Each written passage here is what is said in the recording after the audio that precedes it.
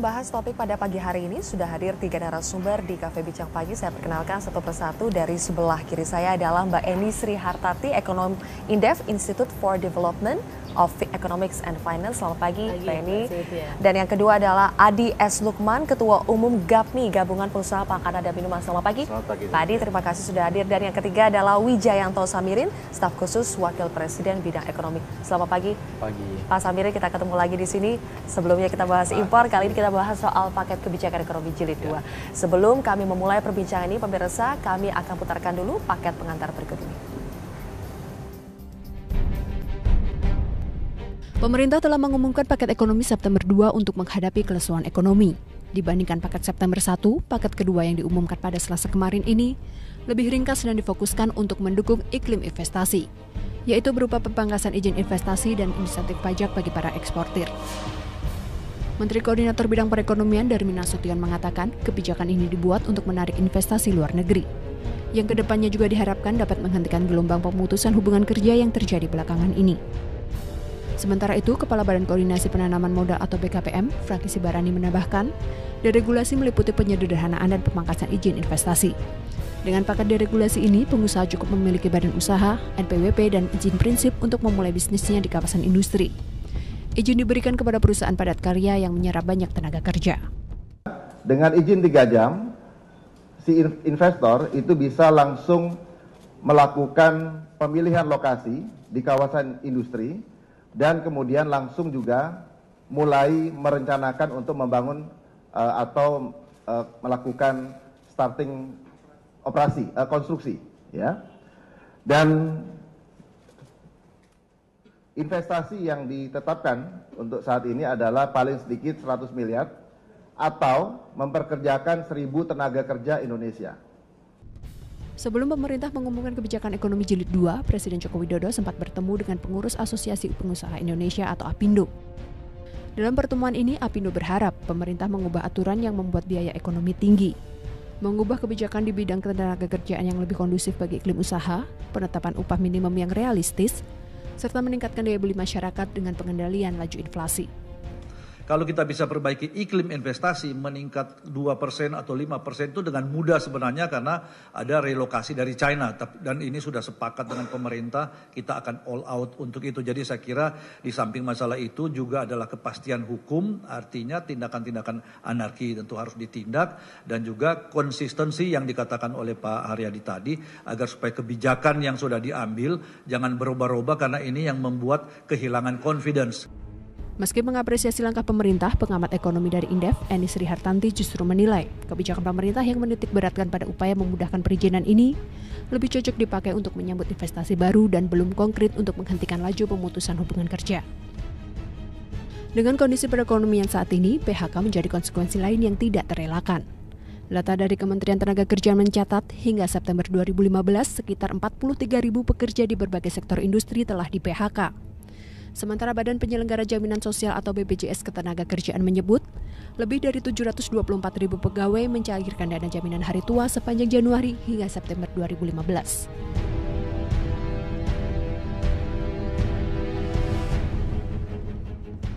Menggenjot investasi mencegah PHK paket September 2 bagi dunia usaha. Itulah yang menjadi topik pada pagi hari ini, pemirsa.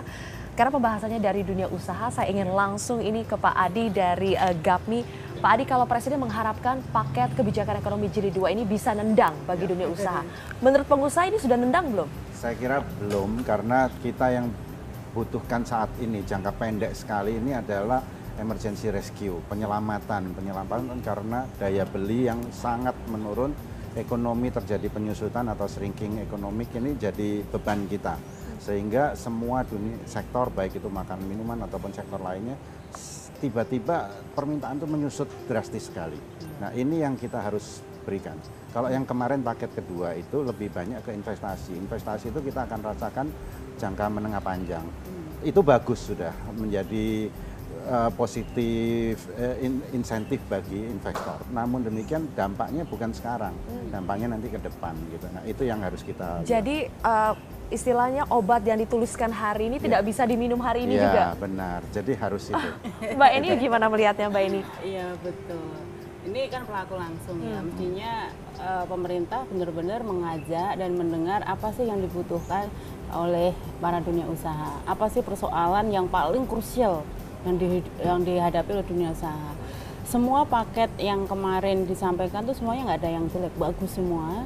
Dan memang itu adalah persoalan sangat klasikal sekali yang selama ini dihadapi oleh para investor. Tapi betul tadi Pak Adi bahwa sekarang yang dibutuhkan itu percepatan dulu prioritasnya atau penyelamatan. Sejauh mana ini yang paling urgent gitu kan? Karena kalau kita melihat sebegitu besar ancaman PHK, sebegitu besar potensi dunia usaha sektor real kita yang mau kolaps, ini semua sektor loh, tidak hanya Gapmi, hampir semua sektor mengalami persoalan yang sama. Nah, artinya penyelamatan ini yang harusnya diutamakan. Mengapa? Karena investasi dan sebagainya itu ada delay. Ada nggak bisa langsung dirasakan dalam jangka pendek. Di samping itu, ini kan juga bagaimana kita tidak sekedar memberikan sentimen saja, tetapi obat itu benar-benar bisa bereaksi dan bisa menyembuhkan dalam waktu cepat gitu ya, dalam waktu yang cukup cepat gitu. Mas Wijayanto melihatnya seperti apa? Ini sepertinya obatnya tidak bisa bereaksi dengan cepat itu? Ya, betul. Tergantung perspektifnya, sudut pandangnya, masalah urgensi tadi ya. Kita lihat saja, memang kebijakan paket 2 ini fokus ke investasi. Tapi kalau kita lihat terkait dengan FDI ini, ada persaingan yang begitu intensif antar berbagai negara untuk menarik FDI. Jadi ini merupakan obat untuk menjawab permasalahan itu. Termasuk komitmen FDI yang sudah cukup besar masuk ke Indonesia, itu harus didorong supaya bisa segera direalisasikan. Nah, ini memang obat untuk itu. Jadi urgent atau tidak? Urgent kalau kita melihat aspek persaingan di bidang FDI. Gitu ya. Tetapi di aspek yang lain, seperti tadi disampaikan oleh Pak Adi, bagaimana dengan perusahaan yang sekarang sudah beroperasi? Ini kan untuk perusahaan, untuk investor yang berniat, gitu ya, yang baru, yang baru berniat untuk beroperasi. Paketnya pasti lain, dan saya yakin paket berikutnya, paket 3 itu akan banyak mengadres masalah itu. Kenapa didahulukan paket yang sekarang yang fokus kepada dunia investasi dibandingkan paket yang betul-betul dibutuhkan oleh pengusaha yang saat ini sedang menjalankan usahanya? Jadi memang dua-duanya urgent, tetapi mana yang paling mungkin untuk dikeluarkan? Sebagai gambaran, di kantor Wapres ya, kami mendapatkan masukan dari Apindo, Kadin, cukup banyak ide-ide tentang revisi atau deregulasi. Nah, ini perlu dianalisis secara lebih mendalam karena sangat detail dan praktis, gitu. Jadi memang dari sisi time frame yang investasi ini lebih mungkin untuk diluncurkan daripada yang lain. Ini dikerjakan juga. Menjadi penting juga nanti dari sisi pengusaha. Ini kan memang persoalan tuh banyak sekali Mbak Sylvia. Nah, usulan kepada pemerintah itu yang benar-benar prioritas supaya pemerintahnya juga nggak bingung gitu kan, mana ini yang urgent harus direspon oleh pemerintah. Jadi dari pengusaha juga harus memetakan bisa minimal katakanlah tiga yang paling urgent yang harus mendapatkan respon pemerintah yang mana. Jadi masing-masing katakanlah nanti dari Gapmi, dari Asosiasi Tekstil, dari ini dibatasi, pemerintah harus membatasi. Jadi kalau sudah begitu, ini akan mengerucut betul untuk menemukan persoalan apa yang paling urgent yang harus segera mendapatkan. Pak Adi, apa itu persoalan-persoalan yang paling jadi urgent? memang kami tergabung dalam Apindo Kadin untuk memberikan usulan kepada pemerintah ya. Dan sudah sebetulnya Apindo sudah diundang secara resmi. Sudah dimasukkan, dan kita juga berterima kasih sekali di paket pertama beberapa usulan sudah dimasukkan ya. Namun demikian kita sekarang masih menunggu pelaksanaan dari revisi mulai dari Permen, PP dan lain sebagainya. Itu yang kita tunggu, dan mudah-mudahan dalam waktu dekat ya Pak Wijan bisa dikeluarkan. Dan tapi kita juga ingin peraturan-peraturan ini harus melibatkan para pelaku usaha. Jangan sampai nanti dikeluarkan terus berbeda lagi dengan tujuan kita. Nah, ini yang salah satu yang paling ini adalah kepastian bahan baku. Kepastian bahan baku ini sudah dijamin di paket pertama itu. Ini komitmen pemerintah sudah jelas ya. Kemudian kepastian usaha dan hukum bagi industri. Salah satunya misalnya tentang terkait dengan undang-undang sumber daya air dan lain sebagainya. Ini yang kita sudah masuk di sana, dan mudah-mudahan segera gitu ya. Yang belum misalnya tentang ketenaga kerjaan itu juga masih belum ya. Masih kita menunggu, mungkin mudah-mudahan di paket 3 bisa direalisasi ya. Dan juga banyak lagi beberapa yang lebih teknis gitu. Karena ini kita perlukan untuk obat jangka pendek ini, untuk obat jangka pendek ya. Kalau kepastian bahan baku sudah dijamin, kemudian ketenaga kerjaan sudah bisa tenang dan kita enak bekerja ya. Dan mudah-mudahan kita bisa fokus bisnis kita untuk ini. Tapi yang belum juga nanti untuk peningkatan ekspor, karena kita sekarang ini butuh US dollar.